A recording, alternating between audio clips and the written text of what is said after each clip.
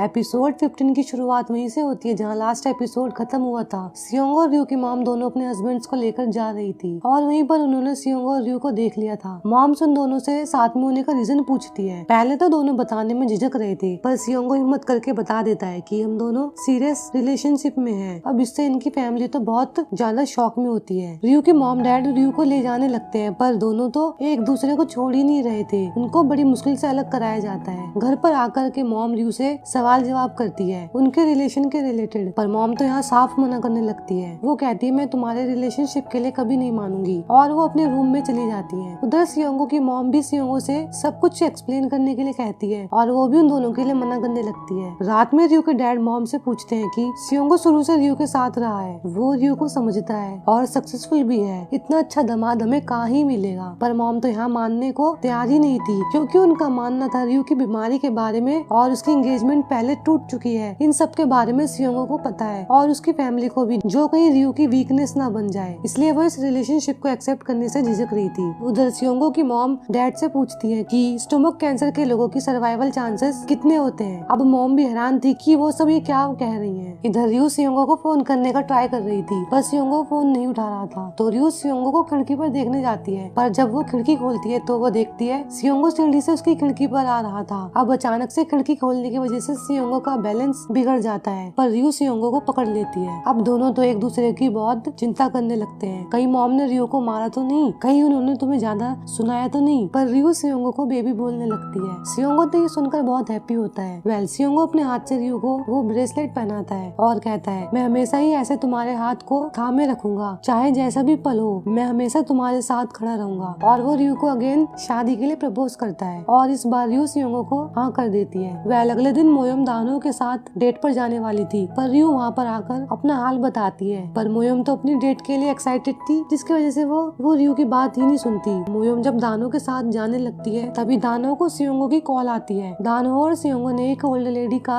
घर रेनोवेट करने का प्लान बनाया था, जिसके लिए सभी प्लान बनाने लगते हैं। इधर मोयोम की मॉम को भी पता चल जाता है कि उन दोनों की मॉम्स में लड़ाई हो रखी है। इधर मोयोम और दानो योंदू से अपने रिलेशन के लिए परमिशन मांगना चाहते थे। मोयोम योंदू से कहती है मैं तुम्हारी असली माँ तो नहीं, पर हमेशा तुम्हारी माँ की तरह तुम्हें प्यार करूंगी, तुम्हारे साथ स्कूल जाऊंगी। अब योंदू तो हमेशा से यही चाहती थी कि मोयोम उसकी माँ बने, तो वो मोयोम को एक्सेप्ट कर लेती है। इधर सियोंगो और रयू ने एक दूसरे से बात करने को मना करा था, जब तक वो दोनों अपना काम पूरा नहीं कर लेते। पर सियोंगो कहता है मेरा काम तो हो गया, अब मैं कुछ और करना चाहता हूँ। रयू तो बेचारी नहीं करते भागने लगती है। अब तो दोनों यहाँ पकड़म पकड़ाई खेलने लगते हैं। म्योंग तो ये सब देखकर कहता है मैं इतनी मेहनत कर रहा हूँ इस कंपनी को आगे बढ़ाने के लिए, और मुझे यहाँ फिर भी ये देखने को मिल रहा है। रात में डोंजिन फर्स्ट टाइम अपने पेरेंट्स के लिए कुछ लाया था, जिससे मॉम तो बहुत खुश होती है। और उधर ही डैड अपनी शॉप क्लोज करने के बाद अपने बच्चों को बता देते हैं। रयू डैड से कहती है आप जो भी फैसला लें, हम हमेशा आपके साथ रहेंगे। अगर आप पर कोई मुसीबत आए तो आप मुझे बताना। डैड तो यहाँ बहुत खुश थे, क्योंकि उनको इतनी अंडरस्टैंडेबल फैमिली मिली थी। अगले दिन सभी उस ओल्ड लेडी के घर को रेनोवेट करने में लग जाते हैं। सभी मिलजुल कर काम कर रहे थे। बीच में तो म्योंग किसी की हेल्प चाहता था, पर यहाँ तो सभी अपने पार्टनर्स के साथ लगे हुए थे। तो म्योंग कहता है छोड़ो मैं खुद कर लूंगा। काम पूरा होने के बाद तो वो ओल्ड लेडी शॉक में थी कि ये उसी का घर है। वो ओल्ड लेडी बहुत खुश थी।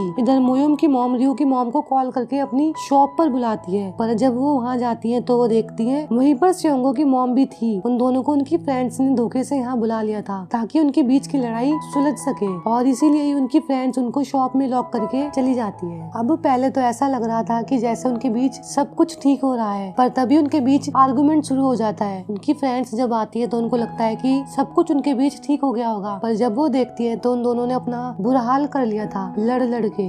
अगले दिन मॉम अपने नेबरहुड से जा रही थी, पर वो देखती है उनकी नेबर्स उनकी परिवार के लिए चुगली कर रही थी। मॉम तो ये सब सुनकर बहुत गुस्सा होती है। वो उन लेडीज को मारने जाती है, पर वो मोटी तो बहुत भारी पड़ रही थी मॉम पर, जो उनको धक्का दे देती है। पर तभी वहाँ सियोंगो की मॉम भी आ जाती है, जो अपनी फ्रेंड की हालत देखकर बहुत गुस्सा होती है। अब तो यहाँ घमासान लड़ाई छिड़ गई थी। कोई प्याज से मार रहा था तो कोई पानी फेंक रहा था। उनके पति और उनके बच्चे जल्दी से पुलिस स्टेशन आते हैं, जहाँ वो देखते हैं उन्होंने उन 3 लेडीज का तो मार मार के भूत बना दिया। अब तो दोनों के बीच सब कुछ ठीक हो गया था, क्योंकि चाहे वो जितना भी लड़ ले, लेकिन एक दूसरे पर एक खरोच तक नहीं आने दे सकते। नाइट में दोनों एक दूसरे से अपनी फीलिंग्स शेयर करते हैं, जहाँ रयू की मॉम कहती है मैं हमेशा से तुमसे जेलस होती रही, क्योंकि तुम मुझसे अच्छी हो, तुम रिच हो, तुम्हें इंग्लिश आती है, तुम फॉरेन घूम सकती हो। मैं बच्चों के रिलेशन के लिए भी इसलिए नहीं मान रही थी, क्योंकि रयू बीमार है और उसकी पास्ट लाइफ में भी बहुत कुछ हो चुका है जिसके लिए कहीं तुम उसे हमेशा ताने देती। पर सियोंगो की मॉम कहती है, क्या तुम पागल हो? रियो मेरी भी बेटी है, तुमने हमेशा सियोंगो का ख्याल रखा, अब मैं रियो का ख्याल रखना चाहती हूँ। चाहे हमारे बच्चों की शादी भी हो जाए पर हमारी फ्रेंडशिप हमेशा पहले होगी। मॉम तो ये सब सुनकर बहुत इमोशनल हो गई थी। उनकी सारी बातें उनके बच्चे और हस्बैंड्स भी सुन रहे थे, तो उनकी मॉम्स उन सबको बाहर आने के लिए कहती है। अब उनकी मॉम्स ने भी उन दोनों को एक्सेप्ट कर लिया था और वो शादी के लिए भी मान गई थी, तो वो उनको हक करने लगती है। उनके डैड्स तो इतने इमोशनल हो गए थे कि एक दूसरे को ही हक करके रोने लगते हैं। वेल अगले दिन डैड अपनी शॉप के लिए जा रहे थे और वो उनका आखिरी दिन था उनकी शॉप पर, क्योंकि इसके बाद वो हमेशा के लिए अपनी शॉप क्लोज करने जा रहे थे। डैड यहाँ दुखी तो थे पर वो फिर भी हिम्मत करके शॉप के लिए चले जाते हैं। उधर मोयम को पता चलता है कि उसका साउथ पोल रिसर्च स्टेशन में सिलेक्शन हो गया है, जिसकी ट्रेनिंग के लिए उसे नेक्स्ट मंथ ही जाना होगा। अब मोयम तो यहाँ खुश भी थी और दुखी भी, क्योंकि उसे दानों से दूर होना पड़ेगा। उधर डैड की शॉप पर कोई कस्टमर नहीं आ रहा था, तो वो शॉप को क्लोज करने जा रहे थे, पर तभी वहाँ उनकी फैमिली आ जाती है, जो सब मिलकर उनकी शॉप के लास्ट डे को यादगार बना देते हैं। डैड तो इससे बहुत इमोशनल थे। दानो भी उनका इंटरव्यू ले रहा था, अपने पूरे लाइफ के वर्क एक्सपीरियंस और उनकी शॉप के साथ उनकी मेमोरीज सब बताते हुए वो बहुत दुखी थे और अंदर से वो खुश भी थे, क्योंकि इन्होंने इस शॉप के साथ बहुत सारी अच्छी मेमोरीज भी बनाई थी। और फाइनली सब काम करने के बाद वो अपनी शॉप क्लोज कर देते हैं, जहाँ उनकी फैमिली बाहर उनका वेट कर रही थी और यहीं पर उनकी शॉप के साथ का सफर यहीं पर खत्म हो जाता है और वो लोग हैप्पीली अपने घर के लिए जाने लगते हैं। वेल इधर रियो सियोंगो को मैसेज करती है, जिसे देखकर सियोंगो जल्दी से दौड़ता हुआ रियो के पास आता है, जहाँ रियो सियोंगो के लिए कुछ लाई थी। रियो उसके लिए चापचे लाई थी, जो सियोंगो ने फर्स्ट डिश खाई थी कोरिया आने के बाद। सियोंगो जब उसे खाता है तो उसे बहुत अच्छा लगता है, तो सियोंगो कहता है, मेरे बच्चे ने कितनी मेहनत करी होगी इसे बनाने में, मैंने तो सोचा था मैं अब इसे कभी नहीं खा पाऊंगा उस दिन के बाद। तो रियो कहती है, चाहे इसे बनाने में कितनी भी मेहनत लगी हो, पर मैं हमेशा तुम्हारे लिए बनाऊंगी, चाहे तुम इसे खा खा के बोर ही क्यों ना हो जाओ, पर फिर भी मैं तुम्हारे लिए बनाऊंगी। और रियो सियोंगो को बताती है कि ये उसका प्रपोजल था। रियो कहती है, सिर्फ तुम प्रपोज करो, ये तो कितना अनफेयर है ना, तो मैंने सोचा मैं भी तुम्हें प्रपोज कर देती हूँ। तो सियोंगो कहता है, तो फिर तो मैं ये हमेशा खाने के लिए रेडी हूँ। और वो दोनों एक दूसरे को प्यारी सी किसी करते हैं और इसी के साथ ही स्वीट एपिसोड का एंड हो जाता है। वेल एक लास्ट एपिसोड और बचा है जिसमें इनकी शादी होगी, पर क्या इनकी शादी सही से हो पाएगी या अभी भी कोई अड़चने आएंगी? क्या मोयम सच में दानों से दूर चली जाएगी? ये तो हमें कल के एपिसोड में पता चलेगा। If you like my explanation then do like and subscribe.